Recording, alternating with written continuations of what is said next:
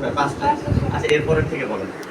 তারপরে যে ডাক্তারেরা নার্সেরা কতগুলা ইঞ্জেকশন লিখে দিচ্ছে, সেলাইন ক্যানুলা মেলানোর কিছু লিখে দিচ্ছে। আপনার ভর্তির সাথে সাথে কি ডাক্তার দেখছে আপনার রোগীরে? জি না, ডাক্তার দেখেনি? জি না, নার্সেরা ছিল, নার্সেরা এগুলো লিখে দিচ্ছে।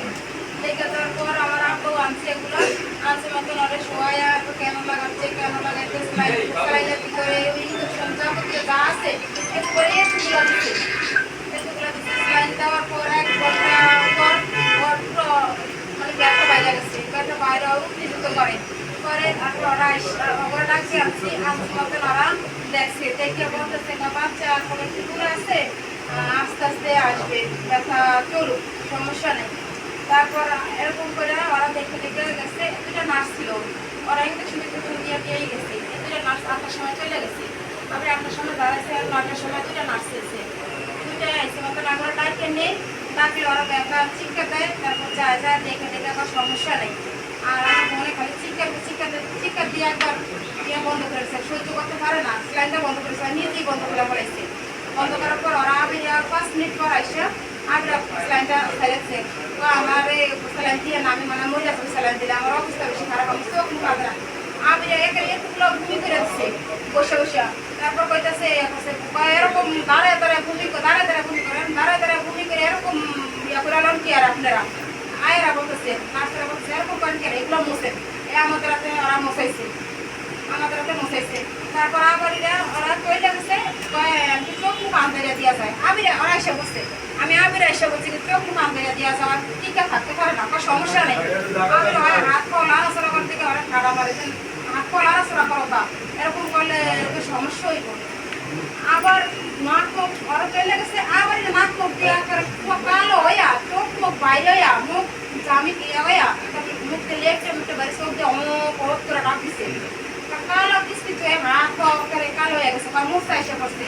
তারপর ওরা অক্সিজেন দিচ্ছে, নাকের ভিতরে দিচ্ছে, নিয়ে দেওয়ার পর আমি ওই ডাক্তারের কাছে ফোন দেয়, ওই ডাক্তারের কাছে ফোন দেয়, পয়সা ডাক্তারের কাছে ফোন দেয়, এরকম করে আবার ওরা আবার ইঞ্জেকশন আনাইছে, কয়েকটা আনাইছে। আমাদেরকে বলে আমাদের মানুষ আনে আবার দেয়, সেলাই ওটা ফালাই দিয়ে আবার আরেকটা দেয় সেলাই দিচ্ছে। তারপর অন্য একটা রুগী এসছে, অন্য একটা ডাক্তার এসছে, ডাক্তার এসে শেষে মারা গেছে মতন নিয়ে 4-5টা 7-8টা চাপ দিচ্ছে, বাচ্চা আছে নাকি।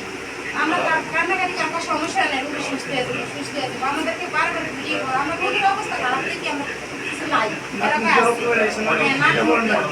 এটা 10টা 9:30 দিকে রক্ত বেরিয়েছে, মুখ দিয়ে একেবারে রক্ত বেরিয়েছে। আমি পাইপ দিয়ে ভিতরে এই পাইপের ভিতরে ওই জায়গাতে দেখি যে জায়গা ছিল এটার ভিতরে পাইপের ভিতরে সমস্ত পাইপের ভিতরে রক্ত বের হয়ে লেফটের মুখে বাইরে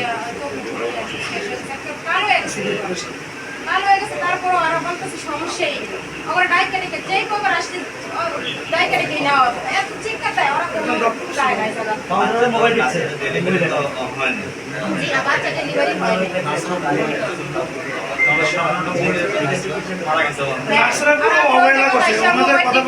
ওই জায়গাতে বসে খায়, ওই জায়গাতে বসে পেয়ারা খায়, এই যে এরকম করে ওরা ডাইকে ডেকে নেওয়া না হয়। ডাক্তার আসে না, ডাক্তার আসে না। আচ্ছা ফাইলগুলো একটু দেখুন। ফলগুলো আনেন ওষুধটা কাটা রাখলি